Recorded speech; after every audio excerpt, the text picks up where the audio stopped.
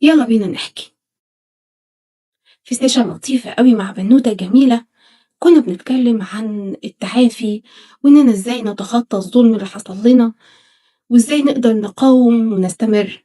وقفتني لحظة وسألتني: وحضرتك عملتي إيه لما اتظلمتي؟ ولا حضرتك بقى ما اتظلمتيش؟ مفيش حد فينا في الدنيا ما اتظلمش، ومفيش حد فينا ما ظلمش. ربنا يا رب يعافينا ويعفو عنا من الظلم ومن صفة الظلم وينجينا جميعا. قلت لها بقى ورقة وقلم، اكتبي ورايا الوصفة بتاعتي. اتظلمت، وبعدين عملت ايه؟ وقفت شوية وحسيت ان الدنيا من الصدمة بتلف بيا 180 درجة، بترجع تلف تاني وتلف تالت وانا مش عارفة وانا واقفة ولا بلف معاها.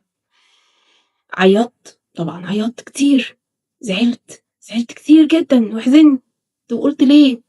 وانا عملت ايه علشان خاطر اتظلم الظلم ده؟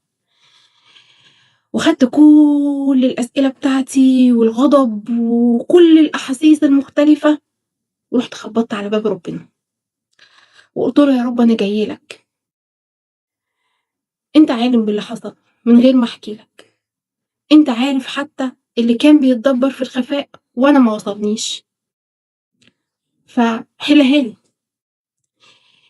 يوم 2 3 ولاقي ربنا بيفتح لي طريق حقيقي. في وسط ما أنا ماشية فيه كل شوية أبص ورايا، أفتكر اللي حصل، أشوف يا ترى اللي ظلمني ده ربنا عمل فيه إيه.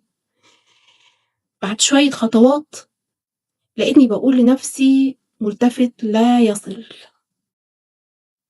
لو فضلت أبص ورايا على اللي حصل أنا مش هوصل لقدام، وطالما ربنا رزقني طريق يبقى أمشي فيه. وقد كان. الوصفة مش بالسهولة دي، وكل إنسان عنده تجربته الشخصية وعنده كمان مفتاح الحل.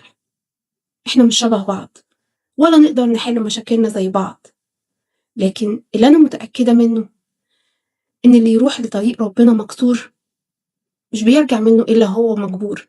لايف كوتش دكتورة أمية عبد الرازق.